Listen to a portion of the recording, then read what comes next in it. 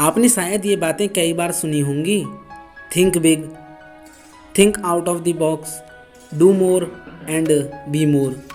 ये काफ़ी common motivational advice हैं जो ऑलमोस्ट हर कोई दूसरों को देता है, और हम भी इन बातों पर बिलीव करके यही उम्मीद करते हैं कि ये सच हों। क्या हम वाकई में जानते हैं कि ये एडवाइस काम करेंगी या नहीं? क्या आपको वाकई लगता है कि थिंक बिग आपको वो सक्सेस दिला सकती है जो आप चाहते हैं? अगर आप ऐसे लोगों में से हैं जो यही सवाल खुद से पूछते हैं, तो इनके आंसर आपको इस बुक में ज़रूर मिलेंगे। थिंक बिग का मैजिक आपकी हेल्प करेगा यह रियलाइज़ करने में कि आपकी सक्सेस में आपकी थिंकिंग कितना मैटर करती है। आप जो हैं और जो बनना चाहते हैं, इसमें थिंकिंग काफ़ी बड़ा रोल प्ले करती है। जो आप डिज़र्व करते हैं उसे हासिल करने में आपकी थिंकिंग ही हेल्प करेगी। Believe you can and you will succeed. Success हर किसी की लाइफ का गोल होती है, फिर चाहे सक्सेस एजुकेशन की हो या करियर की या फैमिली लाइफ में। इन जनरल हर कोई सक्सेसफुल होना चाहता है। ज़्यादातर लोगों को सक्सेस पाना इम्पॉसिबल लगता है, लेकिन रियलिटी में सक्सेस का फॉर्मूला काफ़ी सिंपल है।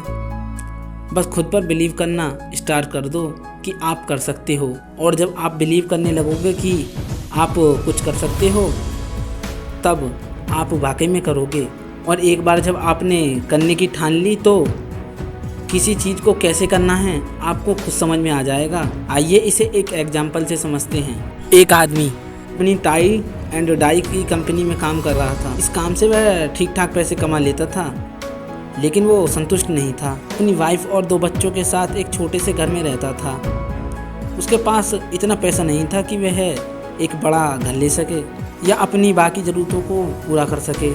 जैसे जैसे दिन गुजरते जा रहे थे, वो आदमी अपनी लाइफ को लेकर दुखी होता गया, और अपनी फैमिली को खुशी ना देने की वजह से वो सबसे ज़्यादा हर्ट होने लगा। सालों के बाद उसे एक दूसरी जगह जॉब मिल गई। यहाँ भी उसका काम सेम था, लेकिन ये जगह डिफरेंट थी। ये जगह उसके घर से बहुत दूर थी, लेकिन उसने सोचा क्यों ना ट्राई किया जाए। जॉब इंटरव्यू के एक दिन पहले वो आदमी कुछ सक्सेसफुल लोगों से मिला जिन्हें वो जानता था। उसने खुद से पूछा कि इन लोगों के पास ऐसा क्या है जो उसके पास नहीं है। उस आदमी को पूरा बिलीव था कि वो लोग अपनी इंटेलिजेंसी, पर्सनैलिटी या एजुकेशन की वजह से सक्सेसफुल नहीं हैं, क्योंकि उन्हें सबको खुद पर भरोसा था कि वो कुछ कर सकते हैं। नेक्स्ट मॉर्निंग वो आदमी पूरी कॉन्फिडेंस के साथ जॉब इंटरव्यू के लिए गया, और उसने बड़ी हिम्मत के साथ 300 गुना ज़्यादा सैलरी की डिमांड की। वो इतनी सैलरी इसलिए डिमांड कर रहा था क्योंकि उसे खुद पर भरोसा था कि वो इतना डिज़र्व करता है, और उसके इस कॉन्फिडेंस की वजह से उसे वो जॉब मिल भी गई। तो आप भी खुद से बिलीव करें कि आप कर सकते हैं। जब आप बड़ा सोचना शुरू करोगे तो बड़ी सक्सेस ऑटोमेटिक मिलने लगेगी। Cure your self of exist the failure disease. अगर हम दूसरों को ऑब्जर्व और स्टडी करें तो पता चलेगा कि अनसक्सेसफुल लोग एक्चुअल में एक दिमाग को बंद करने की बीमारी के शिकार हैं। जो लोग इस बीमारी से सफ़र करते हैं उन्हें ये नज़र नहीं आती, लेकिन हम अक्सर अपनी लाइफ के कुछ एक्सपर्ट्स को कंसीडर करते हैं और उन्हें अपनी फेलियर का जिम्मेदार मानते हैं। जब लोग हमसे पूछते हैं कि क्या हुआ, हम प्रोग्रेस क्यों नहीं कर रहे, तो हम कुछ ऐसे बहाने गिनवा देते हैं। मेरे साथ तो हेल्थ इश्यूज़ हैं, या फिर मैं काफ़ी ओल्ड हूँ, मैं अब उतना इंटेलिजेंट नहीं हूँ, यार मैं तो अनलकी हूँ, वगैरह वगैरह। एक बार एक सेल्स ट्रेनिंग प्रोग्राम में एक लेडी आई जिसका नाम सेसिल था। वो करीब 34 साल की थी। वो एक जॉब ढूंढ रही थी, लेकिन उसका कॉन्फिडेंस काफ़ी लो था, क्योंकि उसे लगता था कि वो काफ़ी ओल्ड हो चुकी है। आखिरकार सेल्स ट्रेनिंग प्रोग्राम में उसका नंबर आया। सेसिल से पूछा गया कि आदमी की प्रोडक्टिव लाइफ कितनी होती है, तो सेसिल ने प्रैक्टिकल आंसर देते हुए कहा कि आदमी 20 से लेकर 70 साल तक काम कर सकता है। खुद ही अपने जवाब से हैरान थी। सेसिल को रियलाइज़ हुआ कि अभी तो वो अपनी प्रोडक्टिव लाइफ के हाफ से भी कम है, और फिर वो आगे बढ़ने से नहीं घबराई। उसे पता चल गया कि सक्सेस की कोई बाउंड्री नहीं होती। हमें आगे बढ़कर अपनी फेलियर मेंटेलिटी को दूर करना होगा, चाहे वो हमारे अंदर कहीं भी छिपी हो। तो build confidence and destroy fear. कुछ लोगों को लगता है कि फियर सिर्फ माइंड का गेम है, लेकिन सच तो ये है कि फियर रियल होता है। इससे पहले कि ये हमें कंट्रोल करे, हमें इसे पहचानना होगा। एक बार एक नेवी के ग्रुप का स्विमिंग एबिलिटी का टेस्ट लिया गया। उसमें से ज़्यादातर यंग बॉयज़ थे जो पानी की गहराई से डरते थे, यहाँ तक कि कुछ फीट गहरे पानी से भी। एक एक्सरसाइज में उन्हें 15 फीट से पानी में जंप मारने को बोला गया। पानी में जंप मारने की किसी की हिम्मत नहीं हुई। नेवी ऑफिसर ने वॉलंटियर्स को आगे आने को बोला, लेकिन कोई भी आगे नहीं आया। ऑफिसर को एक आइडिया आया। उसने एक लड़के का नाम लिया और उसे अपने पास बुलाया। जब वो लड़का उसके पास आया तो ऑफिसर ने उसे धीरे से कुछ कहा और पानी के पूल में धक्का दे दिया। ये देखकर सारे लड़के शॉक्ड रह गए। जिस लड़के को पानी में धक्का दिया वो अभी तक पानी से ऊपर नहीं आया था। सब डरे सहमे खड़े थे कि अब क्या होगा। तभी अचानक से वो लड़का पानी में स्ट्रगल करता नजर आया। वो पानी से निकलने की पूरी कोशिश कर रहा था। एक प्रोफेशनल स्विमर की हेल्प से उसे पूल से बाहर निकाला गया।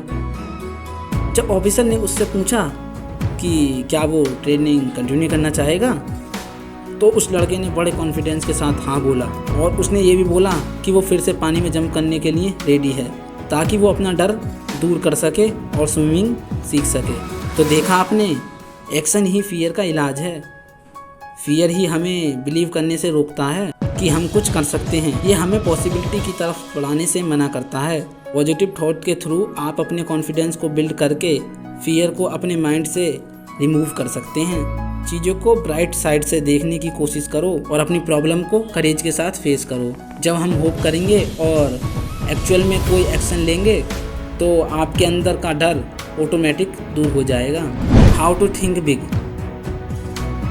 अमीर आदमी अपनी महंगी कार चला रहा था। पास के एक रेस्टोरेंट में कार पार्क करने के बाद वो अपनी अमीर दोस्तों से मिलने जा रहा था। उसने नोटिस किया कि एक लड़का उसकी ब्रांड न्यू कार को बड़े गौर से देख रहा था। जब अमीर आदमी उस लड़के को देखकर मुस्कुराया तो लड़के ने उससे कहा, उसकी कार कितनी कूल और एक्सपेंसिव है।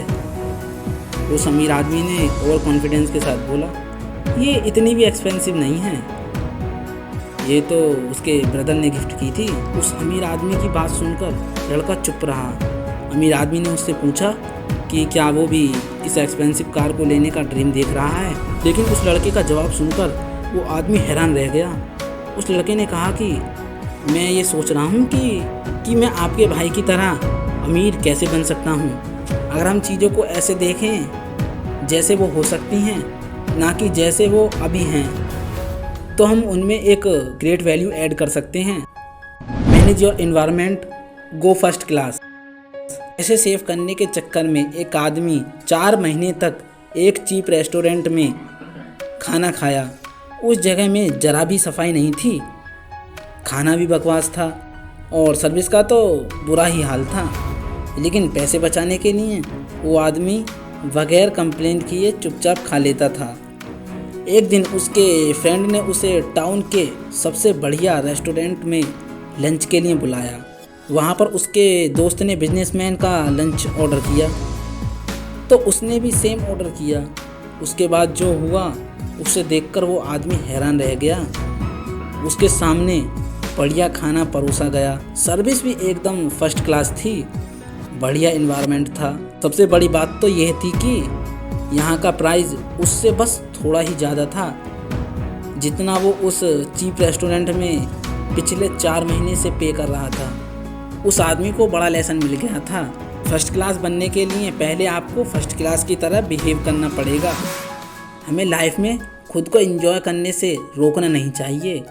फर्स्ट क्लास का मतलब है बेस्ट, और यही हम बनना चाहते हैं।